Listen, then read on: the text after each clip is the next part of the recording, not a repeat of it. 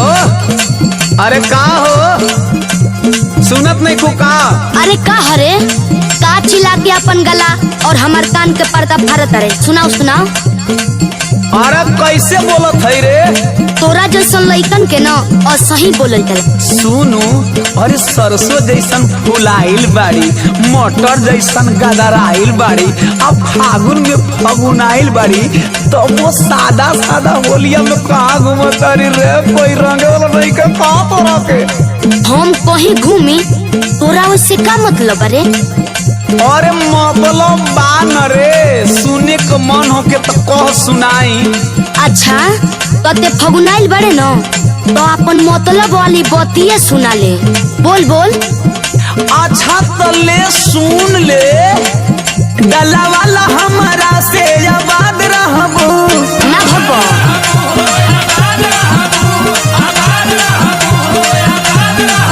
साल भर खातिर रानी जिंदाबाद रहबो। बड़ा उपाय लगाओ तोरा नु मुंह नहीं देखो पानर को। गला वाला हमारा से आबाद रहबो, साल भर खातिर रानी जिंदाबाद रहबो।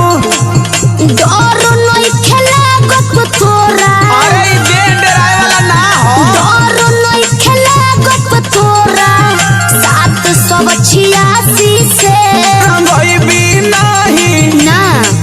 अरे रंगोई भी नहीं। अरे ना रे रंगोई भी नहीं जो बहाना काटब गाड़ा से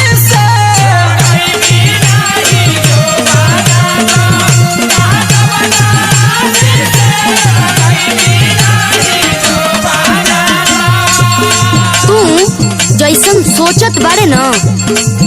हाँ हाँ बोल बोल। सुन हम ओमन के लड़की ना है।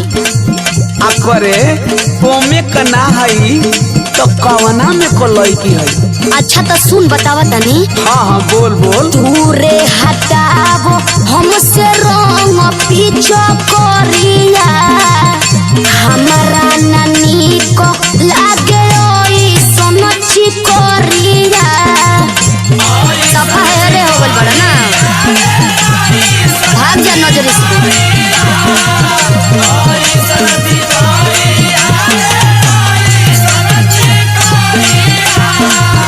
अंगे अंगे रंगावायो बिरिया लगाइब।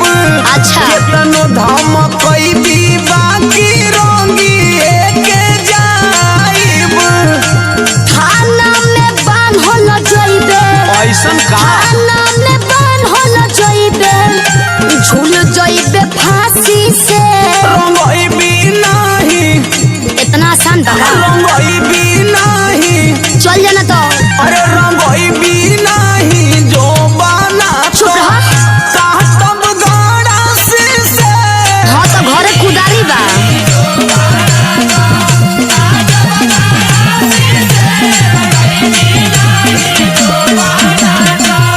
देखो लो तो हम पीछे पीछे हल्ला मत कर लो।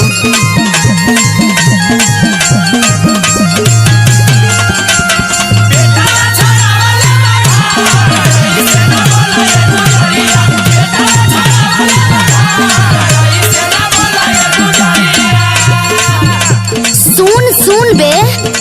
अरे सुनाओ बे सुनाओ। देख ढेर रंगदारी मत देखाऊ। हाँ करे रंग वाला महीना में रंगदारी ना दिखाई तो कबर की पिचकारी दिखाई तो के? तू ढेर रंगदार बनत रे न तो तोर रंगदारी हमरी आगे ना चली। तोर दाल हमरी आगे ना गली बुझ जो। भगवान खेलब हमार नइखे मरजी, रंगबाओ भीरी या से बाटे लरजी।